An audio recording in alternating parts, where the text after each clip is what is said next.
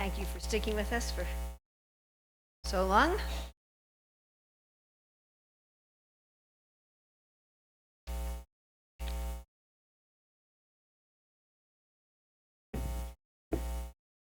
So Raghunath Das Goswami is saying this is wonderful. You have attachment for Guru, for the process of surrender, for the devotees, for the holy places, the holy name, for the mantras. You're making an effort, working at giving up pride, giving up this identity of I'm a very good person in this world, I'm a bad person in this world. Seeing Lord Chaitanya as Krishna and the Guru as Krishna's friend, being patient, life after life, following Swarup, Rupa, and Sanatan. Having awakened some feelings for Krishna or wanting to do so. Having this jewel of service which fills one's life with transcendental sound. And being protected from improper actions by the police officers. Those who are themselves free from hypocrisy, guarding one on the shining path of bhakti. And a mind that is always swimming in the ocean of love and full of joy and peace. That's wonderful, Raghunath Das Goswami says. But what about your heart?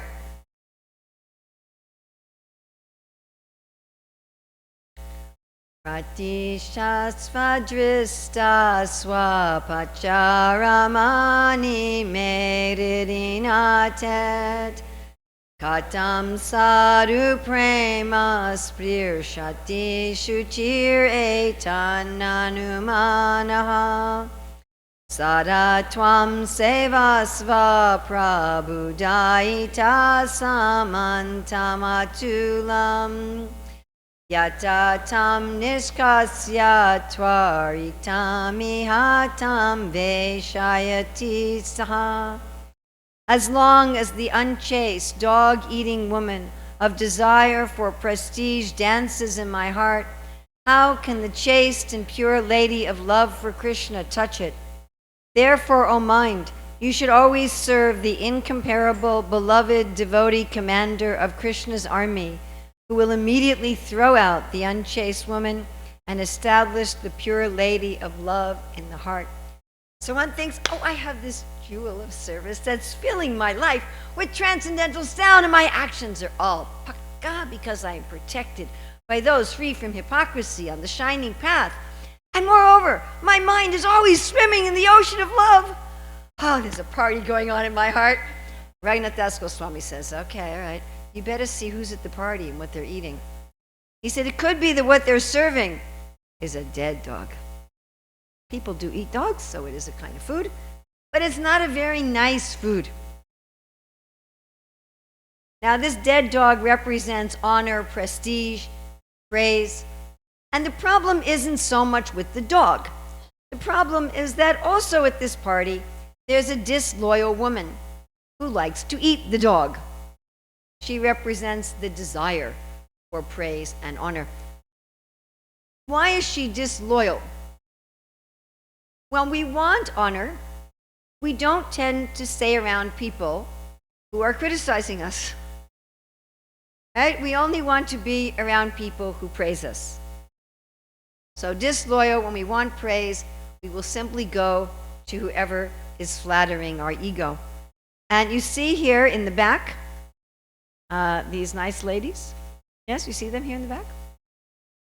So if we go back to the verse, you see where the verse says sadhu prema.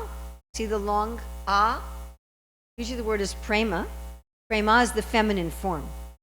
So these are the ladies of love, the chaste ladies of love. And as long as this dead dog and this disloyal woman are in the heart, these ladies will not enter. So I know sometimes I've been in a shopping mall, I've seen something in a store, I thought, oh, I could use that. But when I start to enter the store, there's some really loud, obnoxious music. And so I just turn around and go out. So you can understand that if the mind is always swimming in the ocean of love and one's behavior is pakka, one's life is filled with transcendental sound, that the ladies of love would want to enter our heart. That, oh, I want...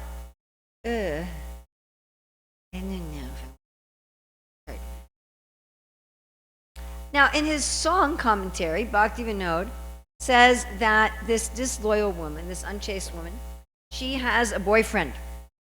His name is deceit or pretentiousness. So we have all these masks on the wall. So why is that? Because when we want honor, we will tend not to be very honest. We are always trying to portray ourselves as more or less better than we really are. I mean, materially speaking, friendship usually consists of simply people trying to impress each other. So this dishonesty, this disloyalty of the woman with the desire for honor brings her this lover of pretense. Now, Bhaktivinoda says something pretty heavy here in his commentary. He says that this desire for honor is the root of everything pretentious in our life. So we've illustrated this here. Bottom, you see some trophies, and here you see masks. And he says something really quite heavy. He says, if you get to this point and you don't ultimately root out the desire for honor, the other problems may return. And we've actually seen that. I mean, I'm thinking of one person in particular. We've seen cases of devotees who become very, very advanced, genuinely advanced, but they maintain this desire for honor and prestige, and they end up falling back down into the other problems. So Bhaktivinoda writes in his commentary about how both renunciates and householders have desire for prestige. But we can ask, what is it that the devotee at this point wants to be honored for?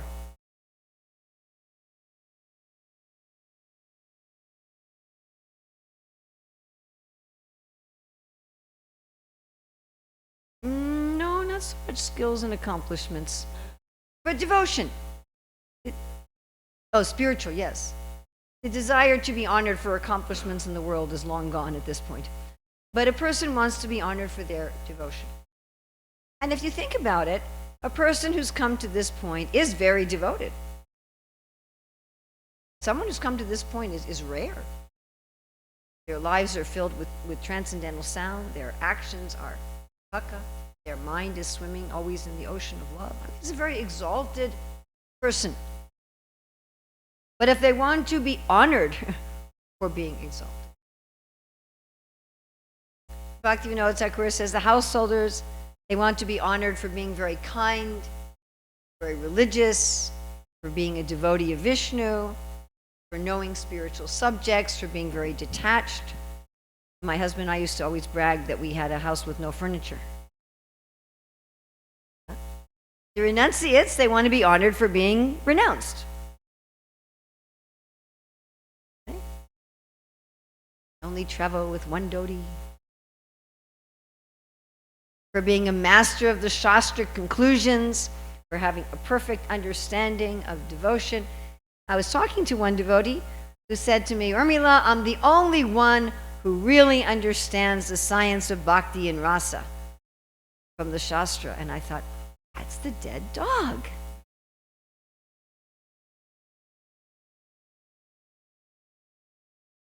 There's this very nice verse that says, even to this day, the girl named Stuti, or praise, has never gotten married. And the reason is that the sadhus don't like her, and she doesn't like the demons. Right? The real sadhus, they never want to get married to this lady named praise and honor.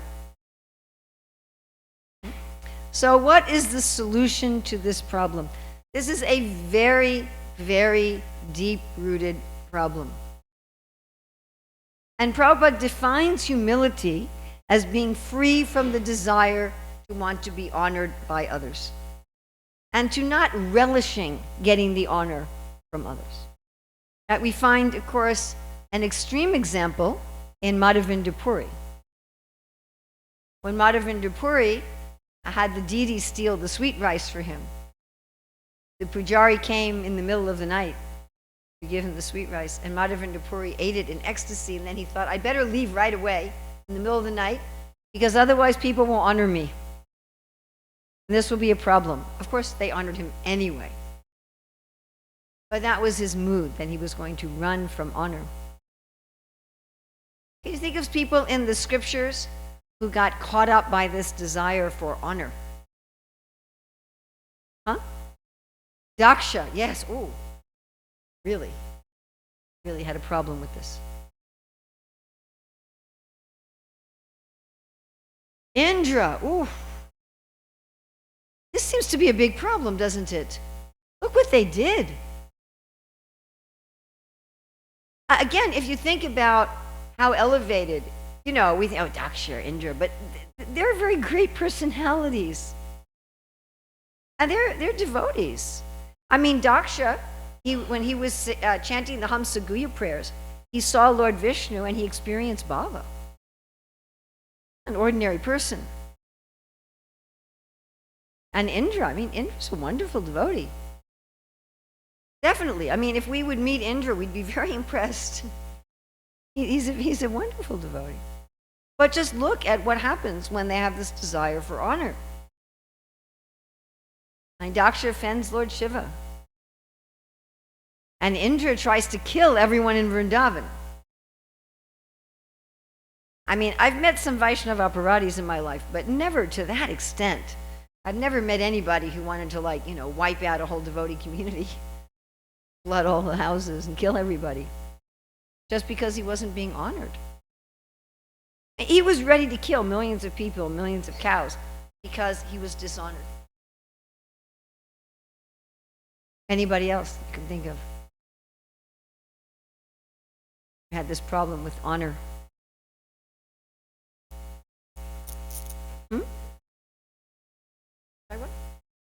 Ooh, Durvasa Muni is another one. Again, he was ready to kill. Seems to do something strange to us, doesn't it? Look at these examples. Durvasa Muni was going to kill his host. Over what? That his host drank a sip of water before he fed his guest? For that he was going to kill? Because he felt he was dishonored.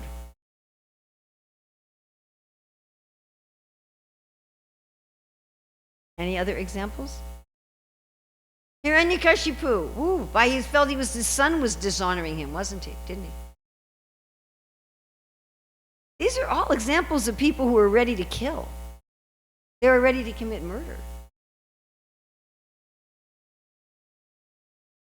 Wow.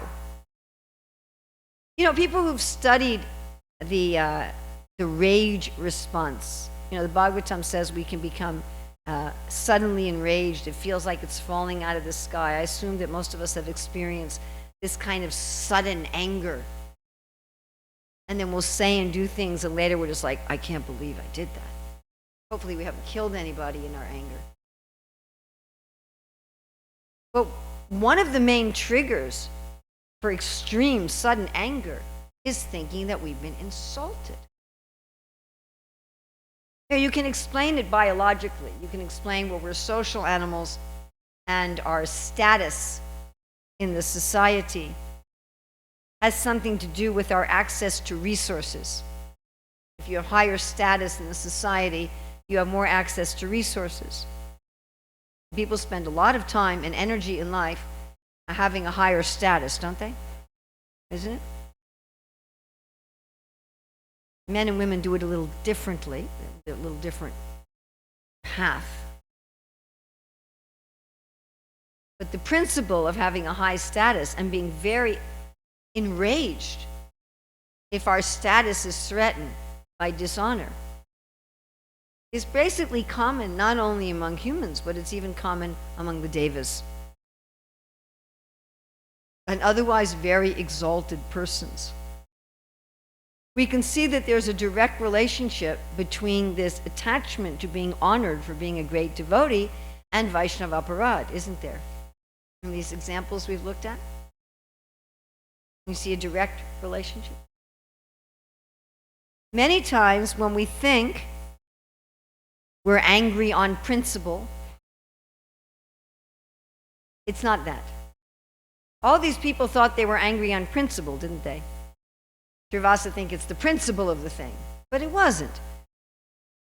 Indra thought it was the principle of the thing. It wasn't.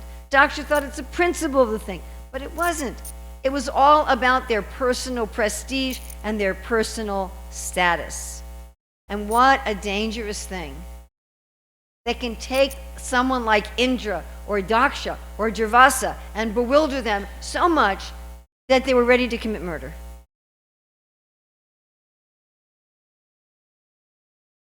And it's so deep-rooted we don't see it for what it is. If you said to Durvasa, hey, this is just your ego. No, it's not. I'm protecting religious principles. This king is not respecting the brahmanas, and he's not respecting the principle of serving your guest. And I am trying to reestablish religious principles in the world. No, you're not. You're just defending your ego. You don't need to kill somebody to defend religious principles. You could have just said, my dear king, maybe you could have just said something like that, right? So this is deep-rooted and disguised. This is more disguised from us than the donkey urine problem. And it's very, very, very, very deep in the heart. Frankly, almost all of the difficulties between devotees in the society is due to this problem. Now, I know we have an external, interesting behavior in our Hare Krishna movement that we fight for who can be the lowest. You take the mat. No, you take it. No, you take it. No, you take it. I'll wash the dish. No, I'll wash the dish. So externally, we have our interesting social behavior of I want to be lower than you, and I want to be more menial than you. But then as soon as our prestige and honor is threatened, then we immediately become offensive. Even if we imagine that our honor is threatened, then we become offensive. Ambarish was not threatening Durvasa's honor. Not at all. Shiva was not threatening Daksha's honor. They just imagined this. So what is the cure for this? And it's particularly insidious when we want to be honored for being a devotee. That looks especially nice for us. I'm being honored for being free from the desire for honor.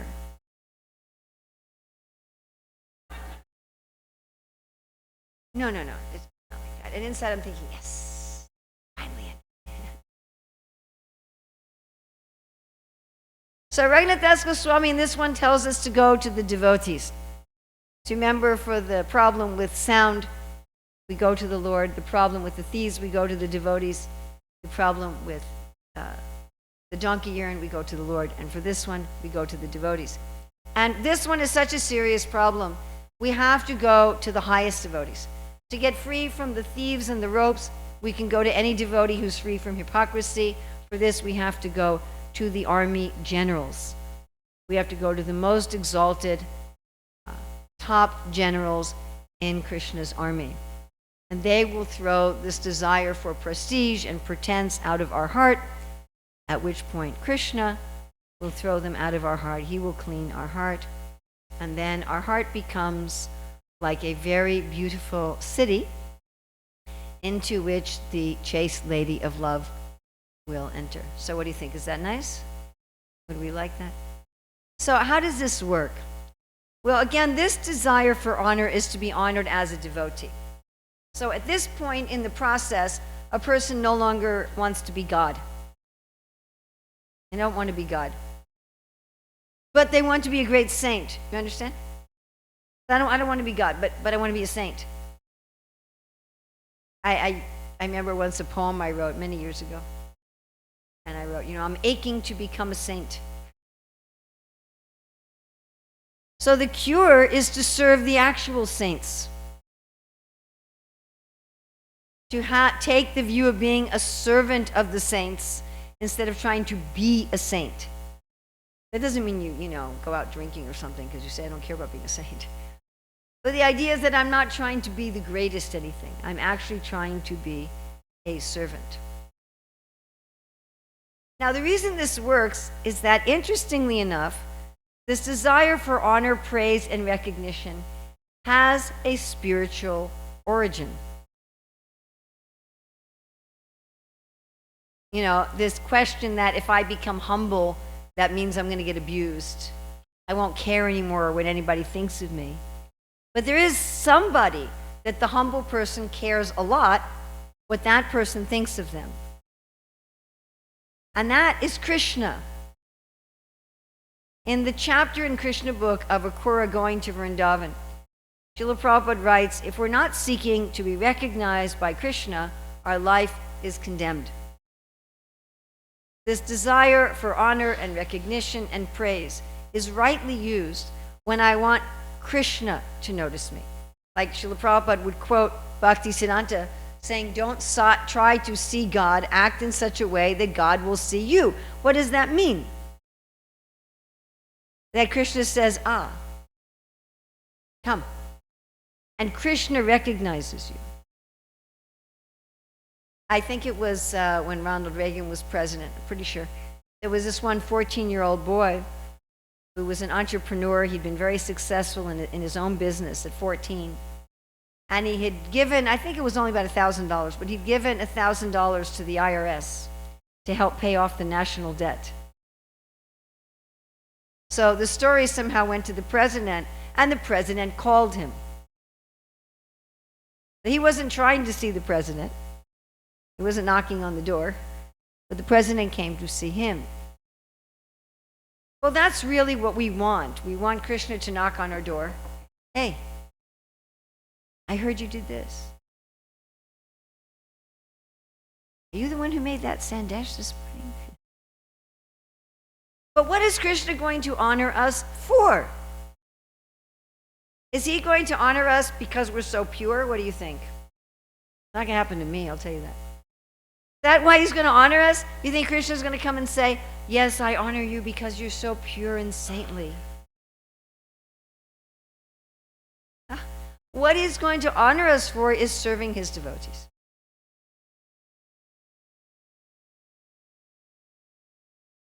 Isn't it like that? Right? If your spouse is sick and somebody helps take care of your spouse, don't you feel indebted to them?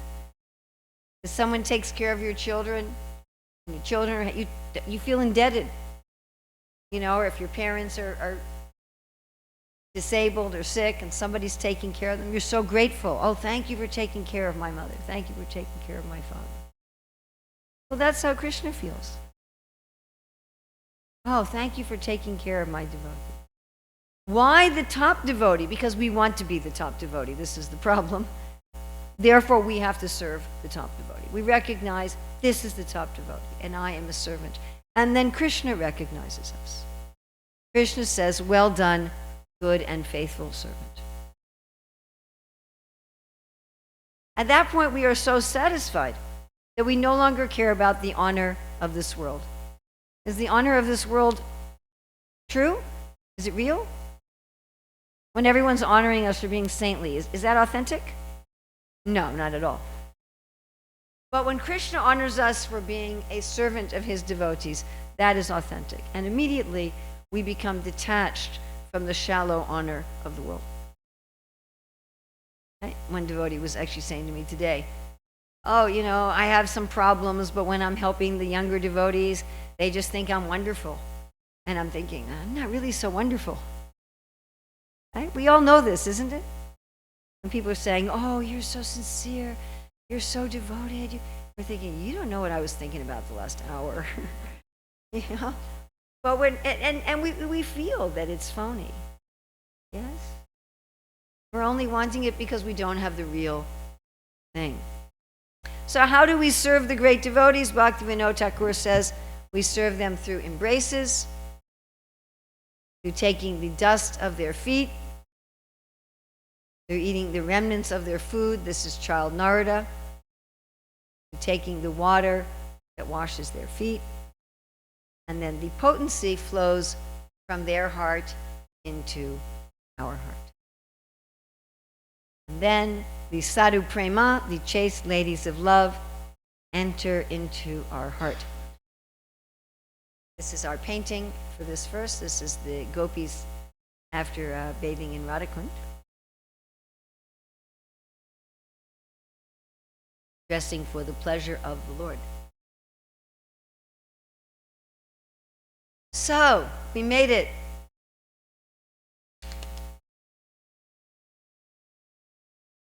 We got through the obstacles of speech, of action, of mind, and of heart. Now we go to the last section of the Manah Siksa. These are the verses that deal with the steps after having attained perfection. And as I said Thursday, as I said from Thursday, so even though these verses are dealing with high subject matters, they are all relevant to beginners as well. They can all be applied even if it's your first week in Krishna consciousness.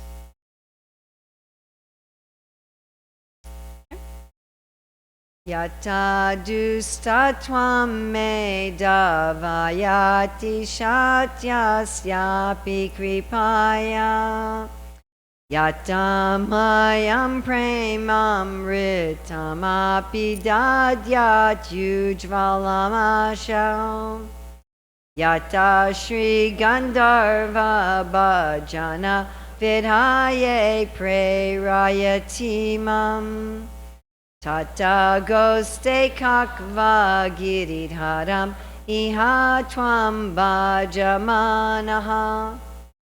Even though I am a cheater, the Lord's mercy can drive away my inherent wicked nature, give me the glowing nectar of divine love, and inspire my heart with the process to worship Sri Gandharvika.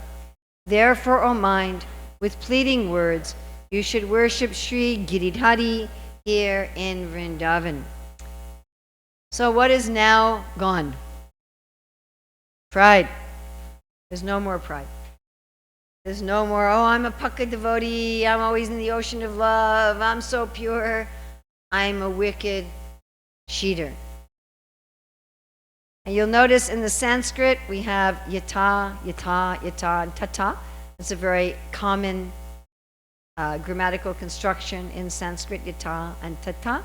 And each of these yata is asking for a benediction. First benediction. Please give me mercy to drive away my inherent wicked nature.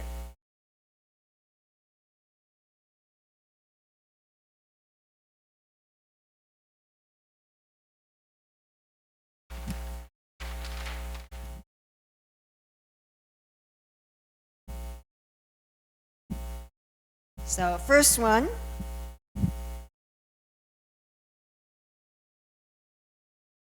Mercy for what? Drive away wickedness.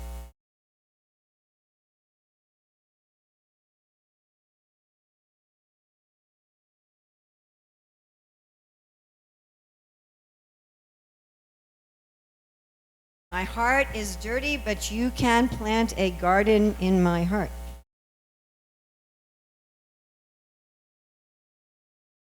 Now, we might have thought when we were going through these verses of the obstacles that they're very difficult. Perhaps we felt a little overwhelmed. So Lord Brahma says in the 14th chapter of the 10th canto, in the demigods, in the 2nd chapter, that our difficulties may seem like a huge ocean. So of course here in the Midwest you don't see any oceans. You see the Great Lakes. Even Lake St. Clair is pretty big, isn't it? Hard to see the other side. So we feel like that. Our difficulties, our pride, they're just like a huge ocean. But with the mercy of the Lord, a miracle happens. You ready? Everybody ready? Okay? 1, 2, 3. We do that again? There we have a great ocean of faults, and then by mercy. 1, 2, 3. Woo! It's a dirty puddle. Definitely a dirty puddle, but it's very small. You can cross over it very easily. Okay. I'd like you can do this on your own. If you're an introvert, you can work by yourself. Otherwise, you can work with 2 or 3 other people. Think of as many songs as possible where the devotees is praying for mercy to drive away wickedness. Do that on your own, or you can work with a friend. Do we have any songbooks here in the temple? Just a few outside. So maybe we can get those few on the database.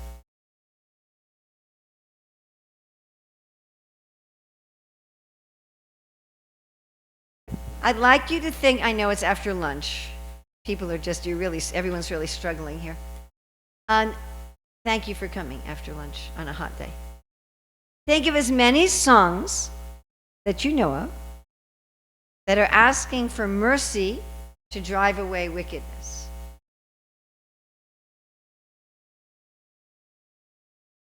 Songs, prayers, verses.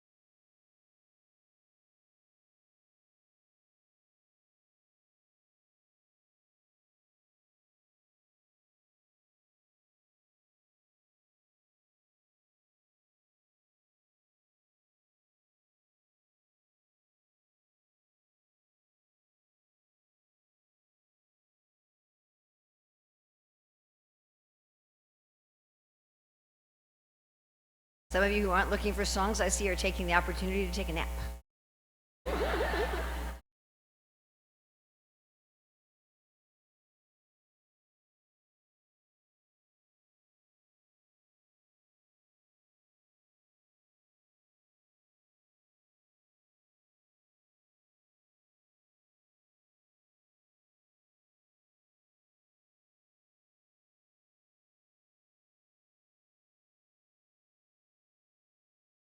Anything that has to do with illusion or wickedness. Specifically asking for mercy to be free from Maya.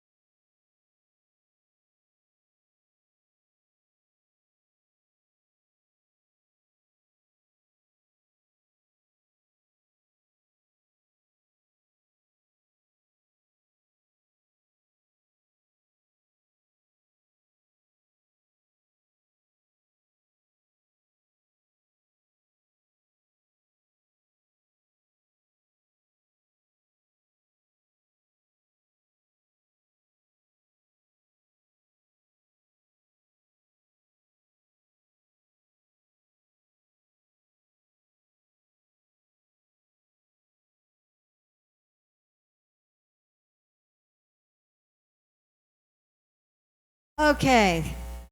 What have you come up with? Somebody like to volunteer? Just give me one.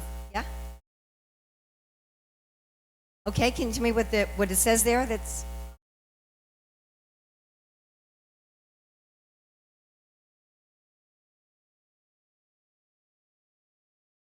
maybe what we'll do. Why don't we give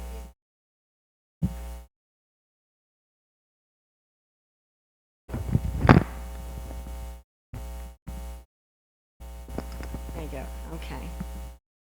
Oh, we don't have much. We are entangled in the material world.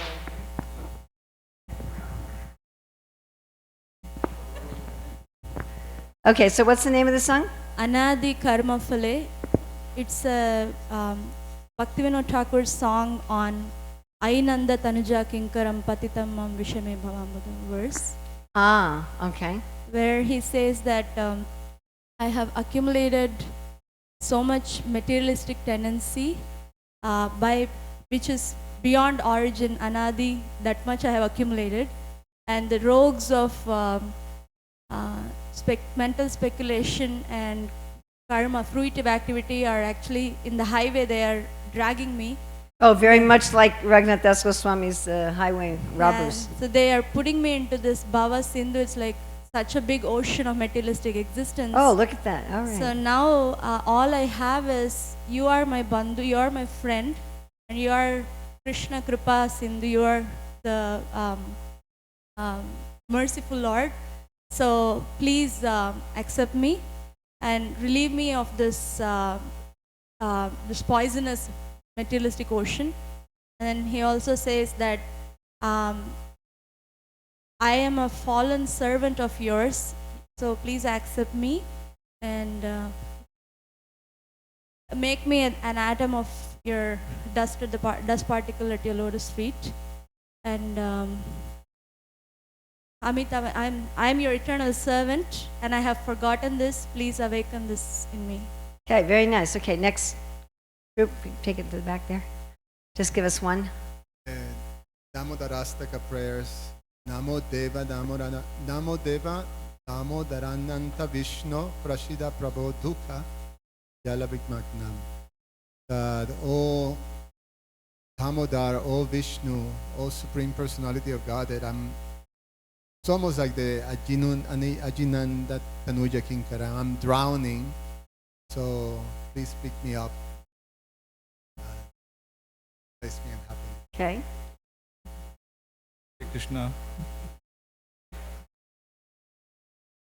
This song is by Rotan Das Thakur. Yes. Song name is Gauranga Corona Koro. What is it?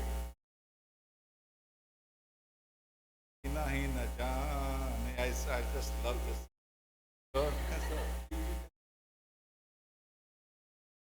I don't know if I can sing it for you. I don't know. I don't think I know it. Sorry. Gauranga Corona Koro. Oh, you want to sing it? Okay. I mean, this is a very, I love this. What it means, translation is, oh my dear Lord, Gauranga, please show your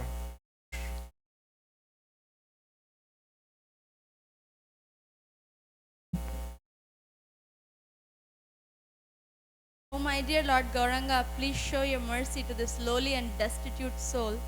O Lord, there is no one more fallen than myself in all the three worlds. Holding grass between my teeth, O Lord Gaura, I am calling out to you now. Please be compassionate upon me and come to reside within the temple of my heart. Okay. Thank you. Okay, over here. Thank you so much. Oh, I really like that song. Emona Durmati Sara Vitore.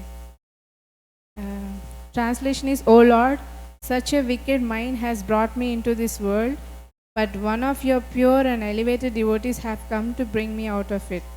He saw me so fallen and wretched, took pity and came to me, saying, O humble soul, Please listen to this good tidings, for it will gladden your heart.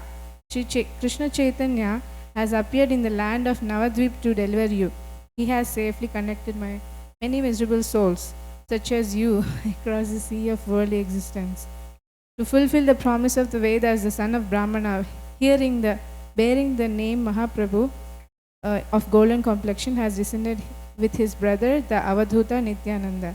Together they have overwhelmed all of Nadia with divine ecstasy. Sri Chaitanya, who is Krishna himself, the son of Nanda, has saved the world by freely distributing his own holy name. And how do you spell it again? Also- Emona Durmati Durmati. Yeah. Samsara Bito. Okay, someone else? Woo!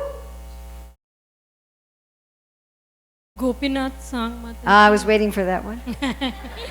Gopinath Mama Nivedana Suno Vishaya Durjana Sada Kamarata Kichunahi Mora Guna.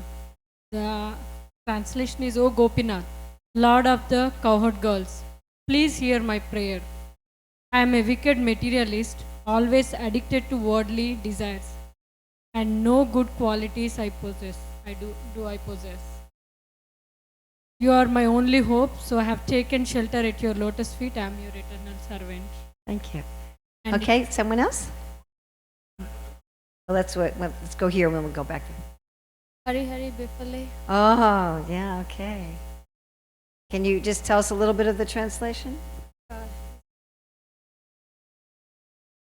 O Lord Hari, I have spent my life uselessly, having obtained a human birth and having not worshipped Radha and Krishna. I have knowingly drunk poison. The treasure of divine love in Goloka Vrindavan has descended as the congregational chanting of Lord Hari's holy names. Why did my attraction for that chanting never come about? Day and night my heart burns from the fire of the poison of worldliness. I have not taken shelter, taken the means to relieve it. Then the last paragraph, O Lord Krishna, son of Nanda, accompanied by the daughter of Rishabhanu, please be merciful to me now. Narottam Das says, O Lord, please do not push me away from your reddish lotus feet, for who is my beloved? Very nice. Thank you. Back? Ah, okay. You want to read us just a section of it? The lotus feet of Lord Nityanand are the shelter where one will get the soothing moonlight, not only of one but of millions of moons. If the world wants to have real peace, it should take shelter of Lord Nityananda. Unless one takes shelter under the shade of lotus feet of Lord Nityanand, it will be very difficult for him to approach Radha Krishna. If one actually wants to enter into the dancing party of Radha Krishna, he must firmly catch hold of lotus feet of Lord. Okay, you're actually getting into, with that part of Nitya Padapalamo, you're getting into the second prayer of this verse of Manah Siksa. But I think it's really the end of Nitya Padakamala. Can you get the end of Nitya Padakamala where it really talks about mercy to drive away wickedness?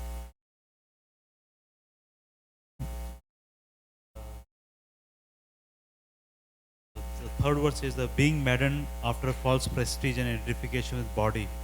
One is thinking, oh, what is Nityananda? What can he do for me? I don't care. The result is that he is accepting something false to be truth. If you actually want to approach the association of Radha Krishna, you must first achieve the mercy of Lord Past Nityananda. that, the very end. So last is the lotus feet of Lord Nityananda are not illusion. They are a fact. One who engages in transcendental loving service of Lord Nityananda is always transcendental. Always try to catch the lotus feet of Lord Nityananda. This Narottam Das Thakur is very unhappy. There we go. Therefore, I am praying to Lord Nityananda to make me happy. Yeah, it's the My dear last. Lord, please keep me close to lotus feet. It's the last part. Okay, and in the back.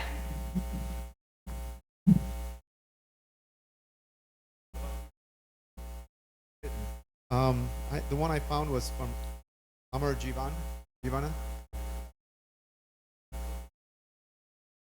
Ruined by laziness and sleep, I resist all pious deeds. Hey, there's this picture.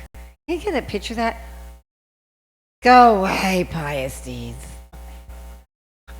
Anyway, I'm sorry, I was really got this whole ready to tell an artist to execute a painting. Go ahead. Yet I am very active and enthusiastic to perform wicked acts. For worldly fame and reputation I engage in the practice of deceitfulness. Thus I am destroyed by my own greed and am always lustful. And something about mercy? That so far was just depressing. Anything about mercy?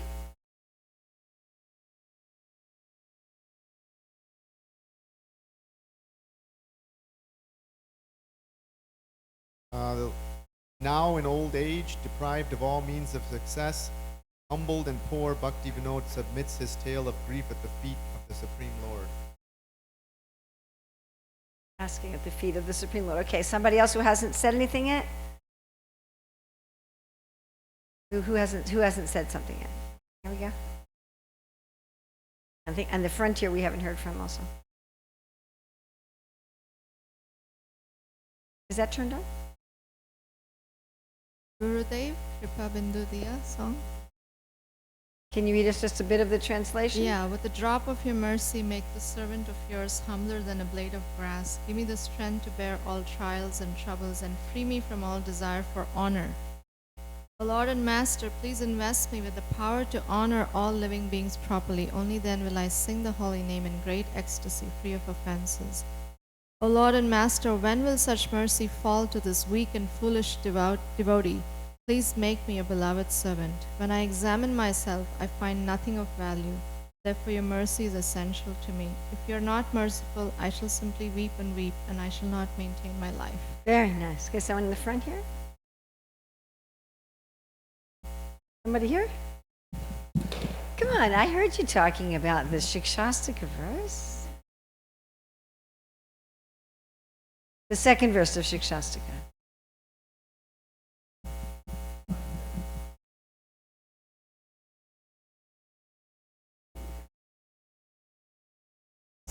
Related to the wickedness. Okay.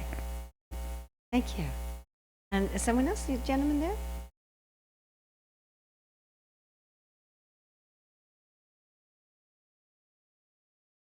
The song about Sri Krishna Chaitanya Prabhu Nityananda. Prabhu Daya Karo Mot.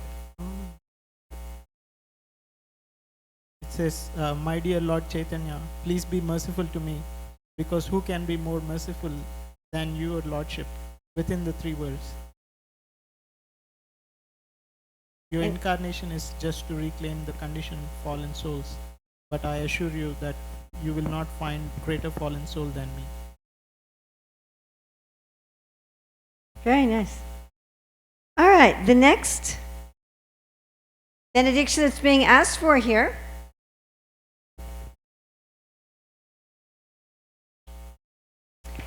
is to be given glowing nectar to drink. And this glowing nectar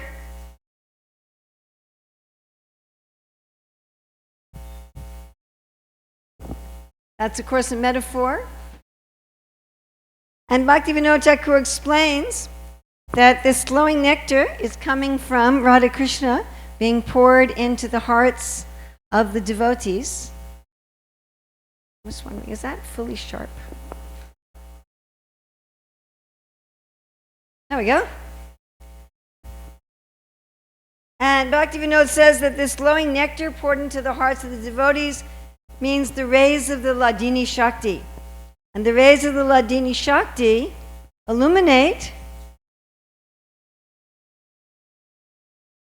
our eternal relationship with Krishna. So we're really asking for revelation of our eternal relationship.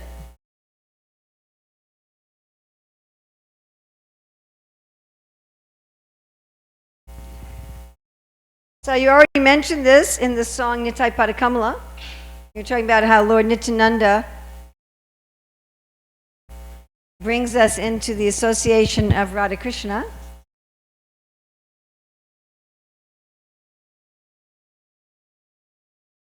Just quickly, without looking, anyone think of some other songs we're asking for our eternal relationship with Krishna?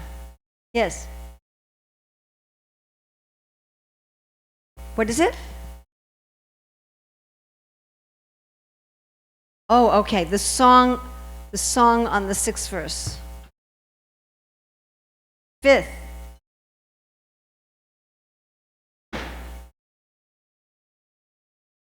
And that's what the 5th verse is asking for also. The Tulsi prayers.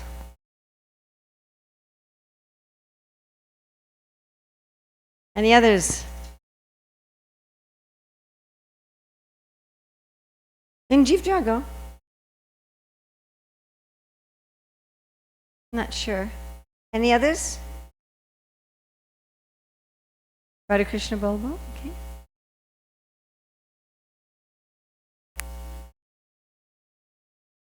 Any others? Huh? The Guru Vandana, in which line of the Guru, in which part of the Guru Vandana? Where does it ask for revelation of our eternal rasa? Maybe.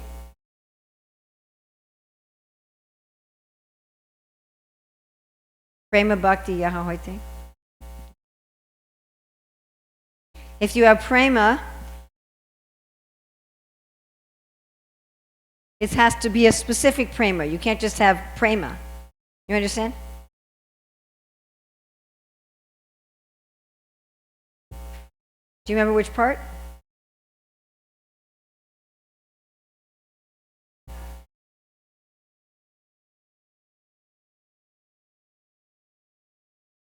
Oh, okay. Some others?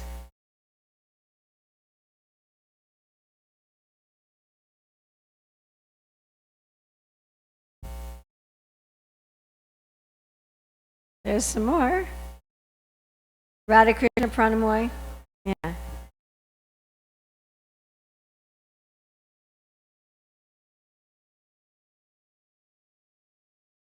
course, Sri Rupa Manjari Pada.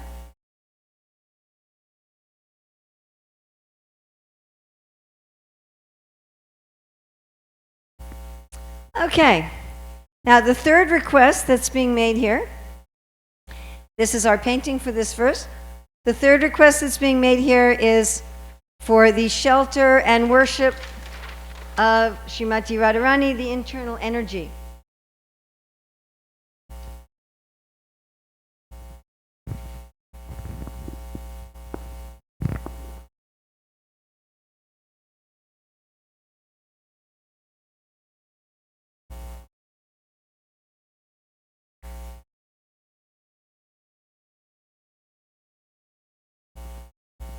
Any songs you know of like that, asking specifically for the shelter of the internal energy, the shelter of Srimati Radharani? Uh-huh. That's a funny song. You know why that's a funny song? So that song wasn't properly translated for a long time. But actually, it's Srila Prabhupada talking to Krishna, saying, Krishna, my dear brother, if you want to be happy, you're going to have to get Radharani to be pleased with you. And the way Radharani is going to be pleased with you is if you facilitate my preaching in the West, basically, is what it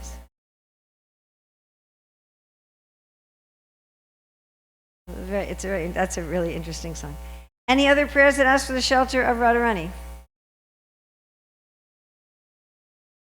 Damodar Astakam, right? The last one, last stanza.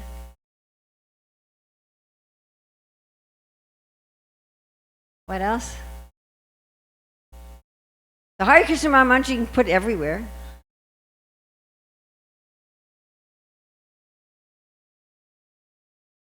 Okay.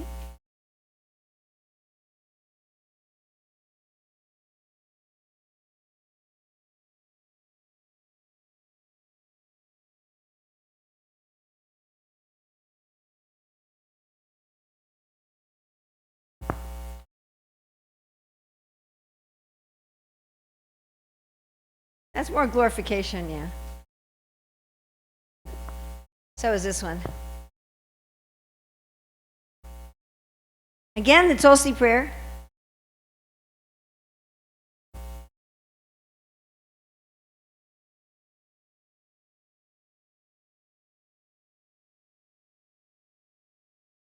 Well, yeah, but that's when we're asking for revelation of our eternal relationship.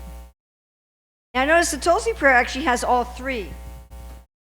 Right? Tulsi prayer has with Yani Kani Chapapani, asking for mercy to drive away wickedness. And it's also asking for the adhikar for our eternal service. And it's asking for the shelter of the internal energy. And I think it's interesting that that's a prayer that everybody says, right? Even the beginners, right?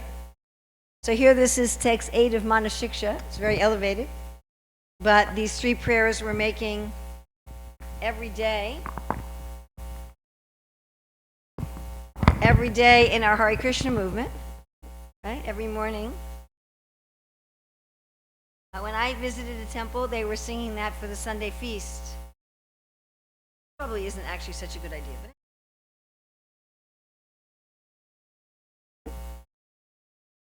so let's look for a minute at these three. So mercy to drive away wickedness.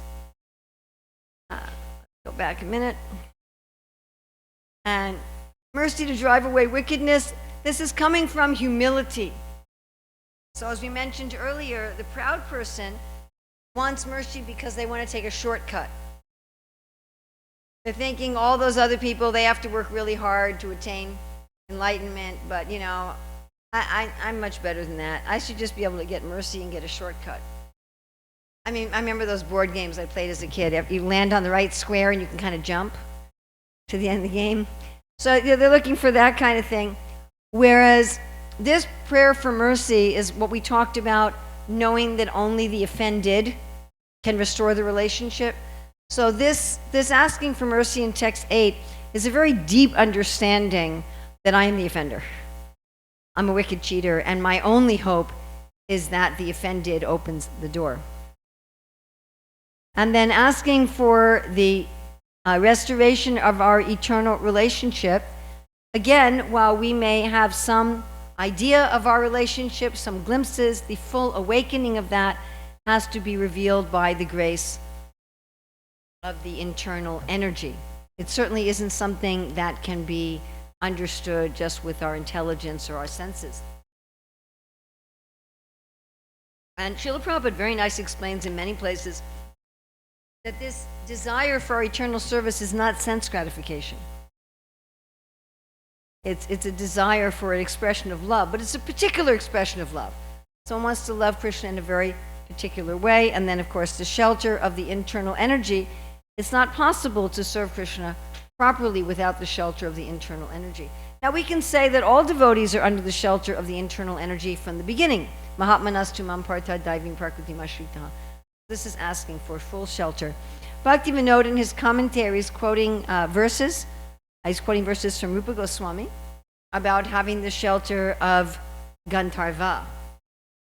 And he says, falling on the ground like a rod, I, an extremely distressed soul, beg you to please count me as one of your near and dear ones. O Devi Gandharva, when will I dress you in a cloud-colored sari? O Devi Gandharva, when will this servant be able to massage your lotus feet? And Bhakti Vinod again reminds us that we approach Radharani, we approach the divine couple through their associates. So let's say one has achieved these three benedictions, that one has gotten mercy to drive away wickedness, revelation of our eternal service, and the shelter of the internal energy. What will we do? So the rest of Manah Siksa is what one will do. Really, this verse, verse 8, is the turning point in Manah Siksa, where you've gotten rid of all of your pride, and now you're going into the perfection. So Raghunath Goswami is going to give us two verses on what we meditate on in perfection and one verse at what we do. So I'm going to do just one more verse today. This is what one meditates on in perfection. Madishana tatve vraja vipina chandram vrajavane swarim tam natatve tadatu lasakitve tulalitam Vishakam Shishali Vitarana Gurutve Priyasaro Girindro Tatpreksha Lalita Rati Datve Smaramanaha. O mind, meditate on Krishna, the moon of the Vrindavan forest, as the Lord of my leader Sri Radhika. Meditate on Sri Radhika as his most dear object of love. Meditate on Sri Lalita as her incomparable friend. Meditate on Sri Vishaka as the foremost guru distributing the teachings of love. And meditate on Radhakund and Govardhan as givers of the sight and love of Sri Sri Radha Krishna. So here we have Krishna as the moon of the Vrindavan forest, the Lord of his leader, Raghunath Das Goswami's leader, Srimati Radharani, Radharani as his dearmost object of love, Vishaka as the guru, and Lalita as the confidential friend. And here we are near Govardhan and at Radhakund. This is our painting for this verse. Now we should note that this is Raghunath Das Goswami's personal meditation. So he, in Vraja, he is one of Srimati Radharani's Manjari Gopi assistants. So this is his particular meditation. So if someone in the previous verse, if they had a revelation of their eternal form as a cowherd boy, do you think they'd be meditating mostly on Radha Krishna? Do you think? You're all really tired. Do you think if they were cowherd boys, I don't know what they meditate. I just had a big meal, I just want to go sleep. So what do you think the cowherd boys are meditating on? Krishna Balaram. Do you think that those in parental mood are meditating on Radhakund? No, not at all. So this particular meditation is Raghunath Das Goswami's, and it's a template. It's a template. It's not meant to be just a copy-paste. It's a template as one awakens to one's own feeling for the Lord and his associates. One will be meditating on those personalities and those places that are particularly associated with that particular person's mood. So although Raghunath Das Goswami is giving this as a meditation for those who've realized their eternal position with Krishna, do we have even newcomers meditate on Radha Krishna, Lita Vishaka, Govardhan, and Radhakund? Yes. We are taking Krishna book. I mean, I used to take Krishna book to O'Hare Airport. Gosh, I used to go out and sell Chaitanya Charitamrita Anjalila, which I think is the most esoteric of all of Prabhupada's books. And Nectar Devotion, just hearing Prabhupada saying this Nectar Devotion is for the whole world. You read some of the little stories in it and you're thinking, oh, this is for the whole world, huh? Woo! Krishna book, and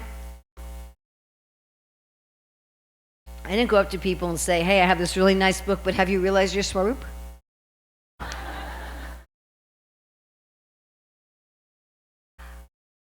One of the many wonderful, wonderful things about Srila Prabhupada is that Srila Prabhupada is specifically empowered to present very high subject matter to the general public in every culture in the world. And not to say anyone's higher or lower or whatever, but we just don't see that kind of empowerment in general. It's a very unusual empowerment. We're distributing Krishna book. Nectar of Instruction is about Radhakund. And I just have not found people reading Prabhupada's books and misunderstanding. I haven't met anybody who read Srila Prabhupada's books who came away with some mundane, distorted view of Krishna. It just hasn't happened. They're reading a Krishna book about Ras Lila, and they're understanding it properly. And Prabhupada's really empowered in this respect. And I would like to make the point that I think as Prabhupada's followers, we should follow him. I don't find any instance where Prabhupada told Leela without philosophy. Maybe there's a time but I haven't found any such time. Could be. And I've listened to all of Prabhupada's lectures and read all of Prabhupada's books many times. I don't know of any such instance. Perhaps there was sometime, somewhere. Prabhupada always intertwined rasa and lila with philosophy. Consistently. He didn't like tell philosophy here and then lila here. It was always intertwined. And Prabhupada was always very, very careful to only quote bona fide sources. He didn't just tell stories, oh, I heard this from some Brijbasi somewhere. You know, everything was bona fide and everything was interspersed with philosophy in such a way that there was no room for misunderstanding. So we should be extremely careful, especially we should be extremely careful because now we're having so many translations done of works of the Goswamis that are not like that. You know, our acharyas, people like Krishnadas Kaviraj and the Goswamis, they wrote books of Krishna's Leela that have no philosophy in them at all. Those books were written for people who were already highly realized and already understood the philosophy. Those were not written for a general audience. But now they're being translated into many different languages. Most of our temple shops, etc., have copies of these books. Almost everybody's house that I go to has copies of these books. They're fine, they're by our acharyas. But we should be very, very careful that in our own preaching of Krishna consciousness, that we should follow Srila Prabhupada. We're preaching to a worldwide audience. We're preaching to people who aren't necessarily already purified, who don't really necessarily understand the philosophy, and we should follow Prabhupada's guidance. And it's a personal concern of mine that I'm seeing that there's sort of a little drift from this, and people will get together in a public gathering and discuss very high lila without philosophy. So this meditating on Radha Krishna, Lalita Vishaka, Govardhan, Radhakund, my point is it is available to the public. Here you have Radha Krishna deities. You're not forbidding the public from entering. You don't say the public, don't look at the altar until you're ready. And we have temples also with Lalita and Vishaka and Govardhan and so forth. So we can meditate on Krishna. In fact, we should meditate on Krishna along with his associates and pastime places from day one. From day one. We are giving people Krishna book out on the street, people who aren't even vegetarian. Am I correct? Yes. Are we telling them that they can read it? Are we just telling them to buy it and not read it? No, they can read it. So who else should be reading it? We should. Okay, if we're thinking, first I have to become a pure devotee, then I can read Krishna book, that's not what we're doing. Prabhupada gave Krishna book also very early in the movement. Right? There's one place where Prabhupada was giving a class, and he said, when you're chanting Hare Krishna, you should naturally remember what you read in the Krishna book. He said, otherwise your chanting is inattentive. That's what he says. He says, why have we produced this Krishna book? He said, when you're chanting, you should automatically remember. He said, at least you should remember Krishna's talks in the Bhagavad Gita, or you can remember how Krishna's killing the demon and the cowherd boys are encouraging him with claps. So we're meant to read these books to become absorbed. We're not meant to read these books as something official and mechanical to get it out of the way, so then we can really be absorbed in politics or sporting or something like that. You know, and then our mind is just filled up with this war that's going on and that crime and this whatever. But we should read these to become absorbed. So whether we're beginners reading to become absorbed or whether we're advanced devotees reading to relish, still we should certainly be meditating on these personalities. And as our own spiritual proclivities awaken, then we should especially meditate on the personalities that are in line with our own spiritual nature. So Raghunath Das Goswami says we should meditate on Krishna as the moon of the Vrindavan forest and the lord of his leader, Srimati Radharani. So this is very particular to Raghunath Das Goswami.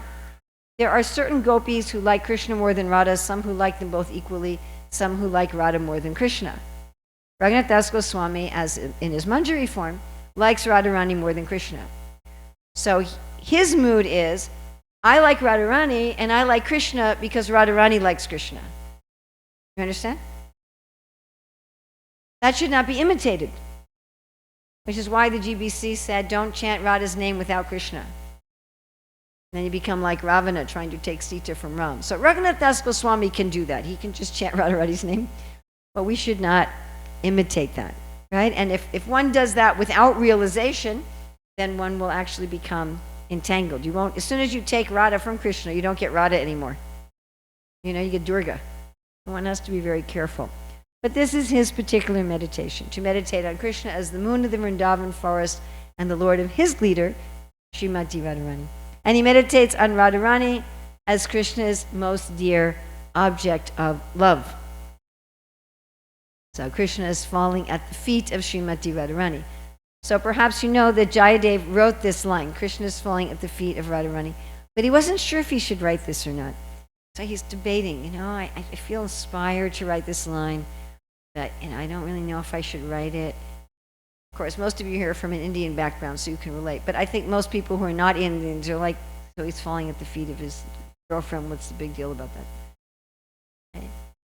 But to fall at the feet of someone is to indicate subservience. It's to indicate subservience. So this idea that God is becoming subservient to his devotees. So Jayadev Goswami was a little hesitant. And he decided, well, I'm going to think about it. Let me go think about it. So he told his wife Padmavati, I'm going to go take a bath. So he went to take his bath. And then he came back, and she gave him his lunch, and she ate her lunch. And then he went in his room to write, but then he came in the door again. And he said, Padmavati, where's my lunch? She said, well, what do you mean, where's your lunch? You already had lunch. You came in the door, and you had lunch, and I had lunch, and I did not. I just came in from bathing. No, you did. You had, what do you mean I had lunch? Look, it's all gone. You ate, I ate, and then I distributed it to the beggars and the servants and the creatures. It's gone. Oh. I ate, huh? Yeah, you ate. Well, then what did I do? Then you did what you always did after lunch. You went in your room to write. I did? Yeah. Oh. So he goes in his room and he looks, and they're in fresh ink. They used to use like calligraphy pens or feathers or something. It's fresh ink. Krishna has fallen at the feet of Radharani. And then he can understand Krishna had assumed his form and come in pretending to be him and had lunch and gone and written that in his book. That'd be nice, huh? If you're writing something and Krishna writes a line for you in the book. So, actually, Krishna's falling at the feet of all of his devotees. Krishna says, I am pure because I worship my devotees. What an interesting idea of God we have. That Krishna is claiming his own purity is because of worshiping his devotees. So Bhaktivinoda quotes some songs in this commentary, and one of them in relation with Radharani is, Devi Radhika, this servant of yours has fallen immensely into the depths of various oceans of distresses. Through the amazing boat of your strong mercy, kindly rescue this servant and make her attain the liberating shore of your lotus feet. Raghunath Das Goswami tells us to meditate on Vishaka as the guru. This is again his particular meditation. Many of the Goswamis see Lalita as the guru. So Vishaka is the guru teaching the arts of love, instructing Srimati Radharani. We know that Vishaka has a form as Ramananda Roy, who is acting as the guru to Chaitanya Mahaprabhu, who is Krishna in Radha's mood. Now, Bhaktivinoda has prayers in his commentary here to all these personalities. So to Radharani, and then he also has prayers to Vishaka, but he has prayers to Vishaka in her form as the Yamuna River and the goddess Yamuna. So he's quoting, these are prayers he's quoting from Rupa Goswami, and this one is, may Sri Yamuna Devi, the daughter of the lotus-friendly sun god, always purify me. She saves one from entering the abode of her brother, Yamaraj. Here's Surya with his twin children, Yamuna and Yamaraj, and the beautiful Yamuna River. And Raghunath Das Goswami says to meditate on Lalita, Radharani's incomparable friend and confidant. So in the spiritual reality, there are friends, there are confidants, there's everything. Right? The Brahma Samhita says, Yad Bhava Bhavita Dio Manujastataiva Samprapya Mubra Mahima Sanayana Bhusha Suktarya Meva Nigama Pratitas Duvanti. that we have our own eternal home with our own friends, our own furniture even, our own ornaments. Everything is there in perfection. And Bhaktivinoda quotes some prayers from Rupa Goswami about Lalita, how Mother Yasoda is very fond of Lalita, who was Radharani's confidential friend. Here we see Lalita dancing for the pleasure of the divine couple. And again in the Lalita Astaka, which is quoted in this commentary, Lalita Devi is extremely expert due to her excellent qualities. Raghunath Das Goswami tells us to meditate on Radhakund. He says, Radhakund gives the vision and love for the divine couple. So, as you may know, this Manah Siksa was written on the bank of Radhakund after the disappearance of, or the bank of Shamakund. After the disappearance of Sri Chaitanya Mahaprabhu, Raghunath Das Goswami went to Radhakund, and his samadhi is right here. And then if you go up these stairs, this is in Shamakund, these are the stairs to Manasa Pavanagat. And if you go up those stairs, you will find the Bhajan Kutir of Raghunath Das Goswami. A little bit further back, off this picture, is the Bhajan Kutir of Krishnadas Kaviraj. Raghunath Das Goswami, when he came to Radhakund after Mahaprabhu had left the planet, he brought with him the diary of Swarup Damodar.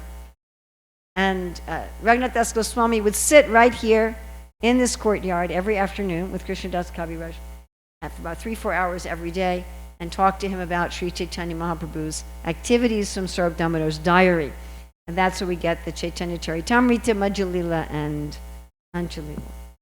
And Raghunath Das Goswami tells us to meditate on Govardhan, who also gives the sight and love of the divine couple.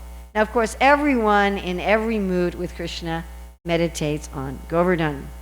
Giriraj Maharaj ki jai. So here Raghunath Das Goswami has told us specifically to meditate on Krishna, Radha, Vishaka, Lalita, Govardhan, and Radhakund. Of those 6, who do you think he especially wants to meditate on? Radharani. So that's what we'll start off with tomorrow, his meditation on Radharani. And then after that is his prescription for what to do. So he has 2 verses of meditation, one on those 6, which we've just done, one on Radharani, then what to do, and then there's a verse of benediction. So what I'd like us to do now, for just a few minutes, and then we can have some open time for questions. So Raghunath Das Goswami, again, he's suggested we meditate on Krishna, Radha, Lalita, Vishaka, Govardhan, and Radhakund. So it's very nice if we can have some specific personalities, places, and pastimes that we like to meditate on, or that we'd like to see, or people we'd like to meet. So I'd really like to see the battle between Karna and Arjuna. I don't know if I'd like to be in the battle.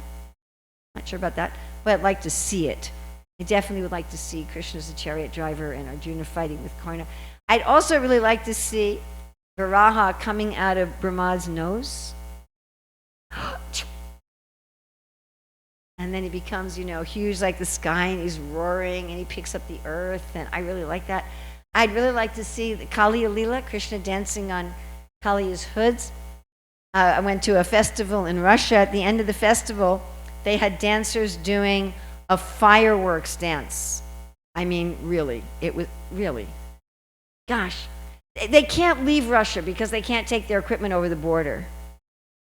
But they perform at night outside, and they have costumes, it has to be outside. They have costumes that have lights on them as they dance, and then they have a special helmet where no kidding. Nobody believes these stories I tell. I'm sure you're just like, she's really exaggerating, but I'm not. They have these helmets, and they have real fireworks coming out of the tops of these helmets and the side of the helmets. And then they have wristlets where fireworks are, not just sparklers, like the real fireworks. Wow. And I was thinking, watching this dance, what it would be like seeing Krishna dance on Kaliya, who's spewing fire. It's in the water, and his heads are really slippery. Wow. Oh, I'd love to see that pastime. Right? I'd like to see Chaitanya Mahaprabhu divided into 7 forms in the Rath Yatra. So certain pastimes, there's certain, we like all the pastimes, but I'm sure for each of us there's certain pastimes that we would particularly like to see. So if you could please talk to a neighbor, each of you talk to each other, at least one pastime from each of you, one pastime personality that you would really like to see or be in. Okay?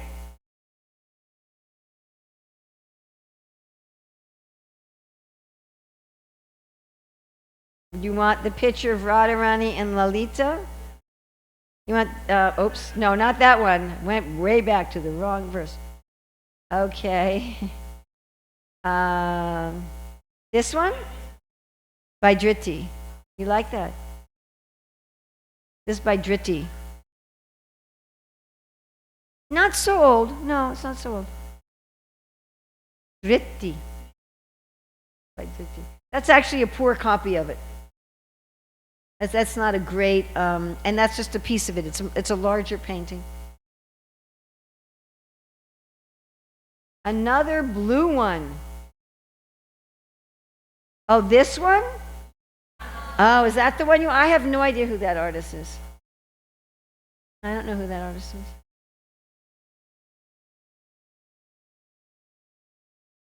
You want me to keep that one up? Is that the one you want me to keep up? Hare Krishna. Actually, I know which one I'll put up. I'm not going to put up anyone from this verse at all. I'm going to go back and put up this one. I'm going to put up this one because this one has personalities from each of the relationships with Krishna. Okay, so 5 minutes if you could talk to a neighbor.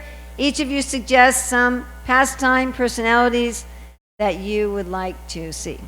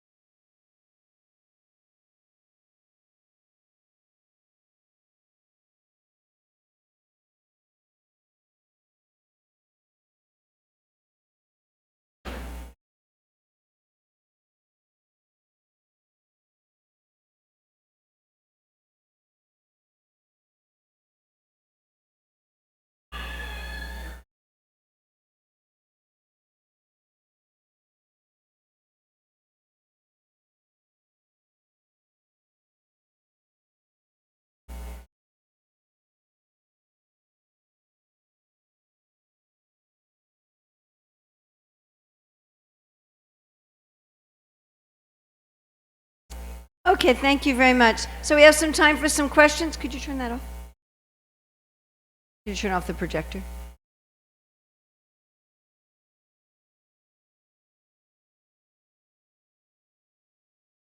Any questions at all at this point? Yes. Hare Krishna Mat. Morning you told about asking Krishna. And then second thing is Krishna shows us illusion and truth. I was thinking when we have some problem and we try to approach Krishna, I usually feel that I will be in mode of ignorance. Totally, I feel like everything is shut off and my mind won't work at all. So is it like I should continue praying every day and Okay, well, first of all, this advice is for a very specific situation. I mean, certainly you can talk to Krishna about everything all the time, always. You can always have a running conversation with him. But he won't mind. But this is a very specific problem. It's the problem where one is engaged in the practices of bhakti, one is not doing anything deviant, but one still doesn't feel the mental peace and satisfaction. One is feeling mental distress and burning and difficulty. So in that case, you want to ask Krishna, what is my actual problem? And this is exactly the situation that Arjuna was in Bhagavad Gita. And is there any, because sometimes when we are choosing, is there any, like should we be approaching a mentor or a guru to help us choose? Or like should we be approaching for help to what to choose? This particular problem you have to deal with Krishna. Other people can help you to give you the courage to go to Krishna. And they can help you to give you the courage to choose something that you very much have to do yourself. I mean, Raghunath Das Goswami is telling us to serve the great devotees to get rid of the desire for honor for our service. He's telling us to take shelter of the devotees to get rid of our lust, anger, envy, greed, illusion. But for here, he's telling us go to the feet of Gandharvika Giridhari for this particular problem. In my experience, I've seen that trying to counsel or mentor people for this kind of problem, it does not work. The only kind of counseling and mentoring you can give them is go to Krishna. As I said, you can go to Krishna for everything all the time, but there's specific, here he's giving specific difficulties and specific ways of dealing with it. Now, if you haven't had any guru or mentor, you're not even going to know how to go to Krishna. Again, that's verse 6. Verse 1 starts with the word guru. You're not even going to know who Krishna is, how to ask him. I mean, it's possible. Krishna is in everyone's heart. Yes. Hare Krishna Mataji, I have two questions. About verse 7 on honor and prestige. Yes. I was particularly thinking about work environment. About what? Work environment. Work environment. Work environment. Where among where there is this lack of respect for I as a professional doing that work, I find it difficult to kind of like carry on my duties at work, thinking to myself that I at least deserve some basic respect for me to carry on my. But this is not something which I find it difficult when dealing with more at the work environment where I have this particular. So I was just thinking, how can I maybe some practical ways to. Tomorrow afternoon, we're going to be speaking specifically about how to find value and meaning in our work.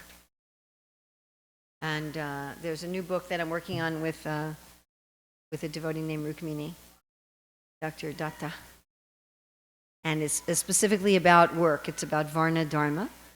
And the class tomorrow is going to be on the chapter that deals with how to find real value and meaning in our work. So I think that might help you. What it sounds like to me, just hearing from you briefly here, is that we want to do something that has meaning and value. And part of the reason that we feel we deserve respect for what we're doing is without it, we feel like people are saying our work has no value. If you're working in a company or whatever, you're working for people, and they don't use your work, they throw it away, they don't even, then you think, what am I doing it for? Why should I even bother if nobody attributes any meaning to it? So we will be looking at that, Krishna willing, tomorrow afternoon. The time tomorrow afternoon is from Sunday feast in the afternoon, 5:30 to 6:30? 5:30 to 6. And my second question is, yesterday we discussed about the Uttamadhikari, Madhyamadhikari. You Yes. made an interesting point saying that one can be Uttamadhikari in one and different. So when one is asked to discriminate, I as Kanishta or Madhyama, whatever position I am in, I'm asked to discriminate. What is that I should be actually looking for in other people? When Oh, I like that question. Well, why are we being asked to discriminate? What's the purpose of that discrimination?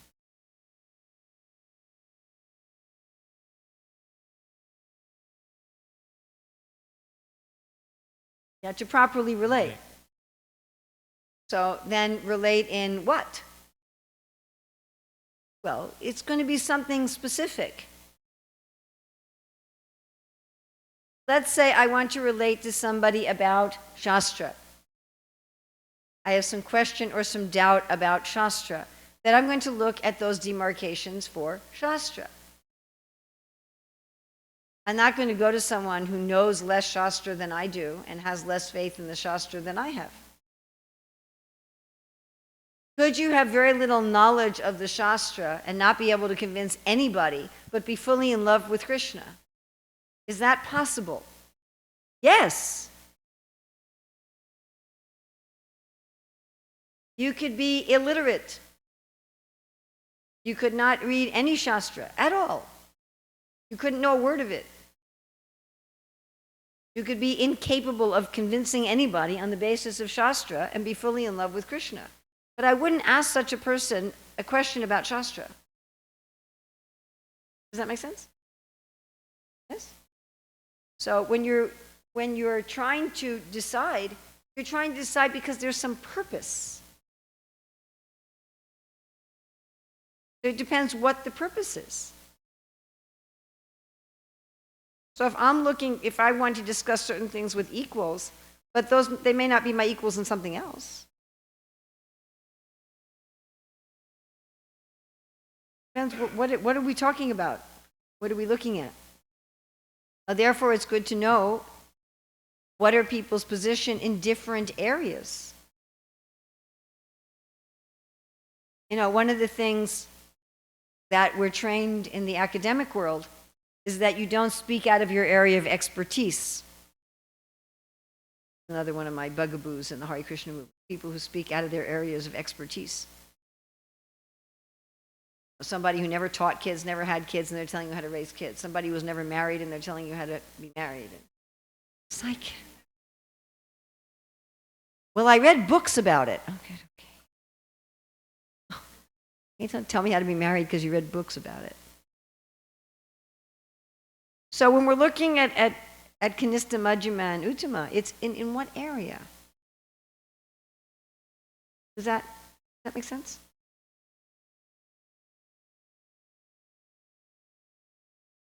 Sure. Otherwise, I mean, other than that, we don't really need to be discriminating as to who's who. You understand? I don't need to look at each of you and say, exactly where are you? Where are you? I mean, what a miserable society that would be. Oh my God. If we were always psychoanalyzing everybody, you know. I think you're a Madhyama, but I don't know if you're Kanishta in this. I mean, how would we have any friends? It would be terrible. But it's a practical thing. You know, if I need guidance in a particular area, then I'm going to go to somebody who's more realized than I am in that area. If I want to share things with people in a particular area, then I'm going to go to people I can share things that are equal to me in that area. Right? And it's not that because someone is a senior devotee, that they're senior in everything. You understand? If you want to ask me something about education, okay. But if you want to, like people ask me about details of deity worship, I'm like, I don't know. I've done pujari service and I worship my own shilas, but I'm not like a deity worship person. You understand? Or, I know how to cook. I mean, I was a chef in a Marriott hotel.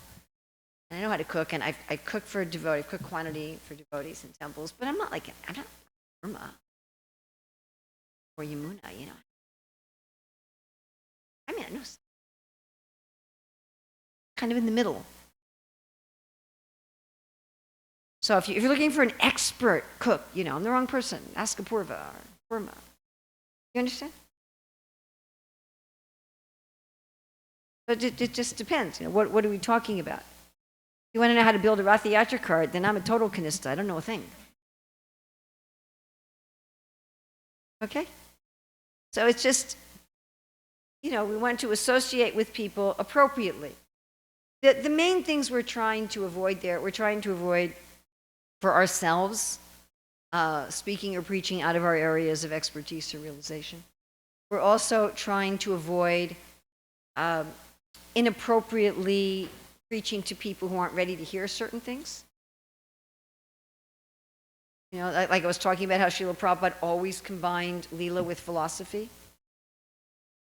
Now, if you yourself are very realized as to your Swarup and you're with other people in the same category, you can just sit around talking about Leela. But you're not going to do that with the general public. That's a mistake. Or even just with the general devotees, just sit around telling Leela. It's not appropriate. People will misunderstand and they'll commit offense. So these are all practical. They're practical things. They're not so we can have little labels on people. And that's not appropriate anyway, because each of us are at different levels and different. Thank you for asking that. Yes. Krishna Mataji. About the 4 steps you mentioned. Yes. Krishna, show me the first one. We are going to Krishna.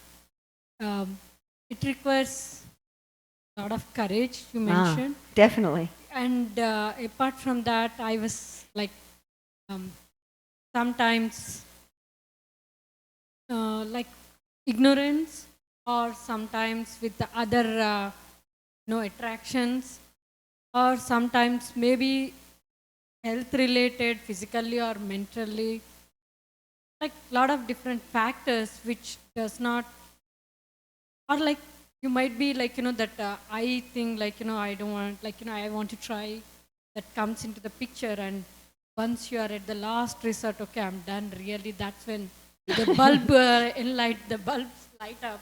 Oh, I think now I should go to Krishna. Maybe now I should go to Krishna, huh? Yeah, so it's different persons, like some maybe like the moment they go to Krishna, or some maybe at the last they go. But what are the practical like ways which we could improve ourselves, learn practical approach Krishna?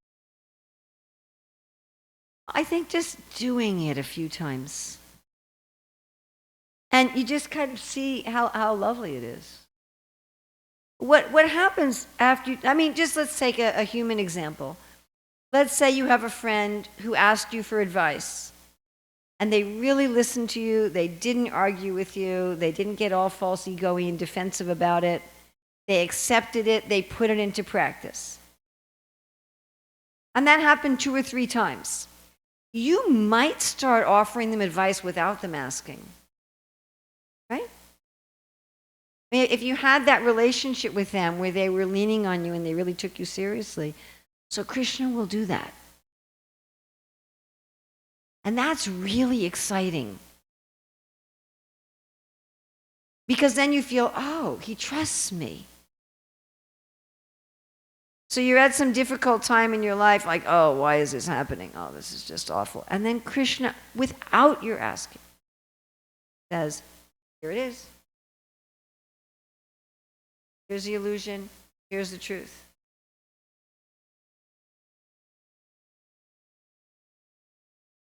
So it does get to the point that you practically don't have to ask him anymore. I mean, it does get to the point, eventually, Prabhupada says, where Krishna is standing in front of you talking to you face to face. May that happen to me someday. But try to lean on him and take him seriously when he gives you instruction. Try it. First couple times it's usually very hard. But eventually, Krishna becomes, he gets excited. Wow, somebody actually wants to advance in Krishna consciousness. And then he'll help you through all different avenues. Sometimes he'll help you by your guru talking to you, or another devotee, or talk to you through so many ways. Prabhupada was selling Back to Godhead magazines. And one man said to him, people just throw magazines away, you should print books. And Prabhupada, that's Krishna telling me. Understand? And he switched, he started working on the Bhagavatam. Or when Prabhupada was in a hospital in New Jersey from, I guess it was a stroke, the doctor comes in and says, that old man prays too much. He needs to get more exercise. And the devotees were horrified. Oh, how dare you talk to our spiritual... And Prabhupada said, he's right. And Prabhupada started going on a morning walk and getting a massage every day. He took it, Krishna speaking to me. So we become aware of how Krishna is interacting with you, but first he has to know that you're receptive. I mean, I don't like giving any advice to people who are not receptive. Do you? It's awful.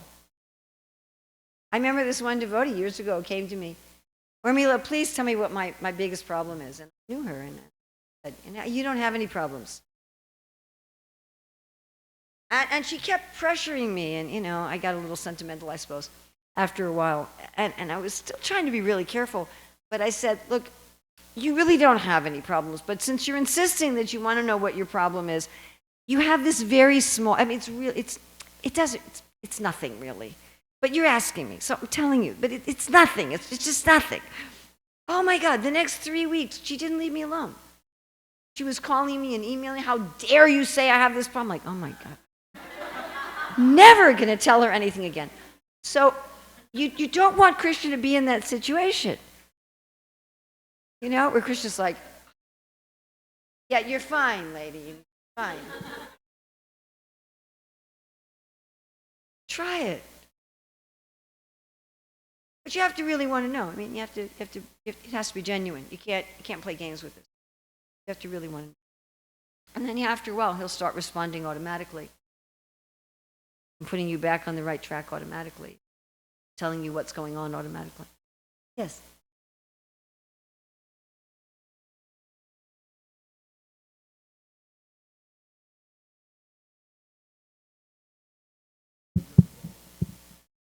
The practicality of Raghunath Das Goswami's directions.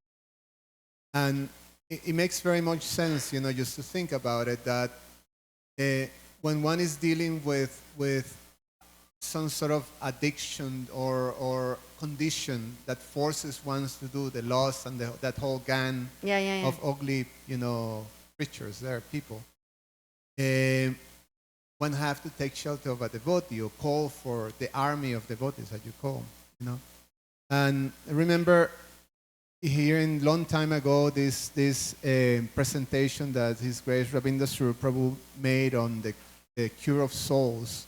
Yes. That one of the problems that people who are pursuing a spiritual growth confront is when you hit that that point of being forced to do something even when you don't want to do it. And then the part that hurts it is that when we don't speak that, we don't find a confidant, a devotee, someone that helps us. And then I also remember talking with a friend devotee who was doing the 12th step. And part of the 12th step is that you have to be accountable to one person. Yes. So that important part that one have to, call like repeatedly, to a devotee, I'm being killed, safe. Yes. Like yes, that. So, and then the talking to Krishna is when one's free to that, and then one's dealing with more subtle. Yes. So it is the point that you were making Exactly. when you were asking a question. And there's different, he's giving different guidance for different kinds of things. And that the stuff that's very, very subtle, I find if you just say, well, I'm going to go to counseling, you won't accept it. Mind will just not be able to accept it if you're not opening yourself. I mean, you can accept it from a counselor if Krishna is also speaking within the heart and you hear him. It may come through a counselor. But one has to be open to that direction. Very, very subtle. But then for the most subtle thing, one has to serve the generals in Krishna's army. For the deepest thing. So we're meeting tomorrow at 11 again? Is that correct? 10:30. Okay, so meeting tomorrow at 10:30. And then we'll be going over, we'll be doing the meditation on Srimati Radharani, the drinking of the 5 nectars, and a whole meditation on Govardhan, and then the benediction. And then tomorrow, 5:30 to 6:30, right? 5:30 to 6:30, we'll be looking at how to find real meaning and value in the work that we do.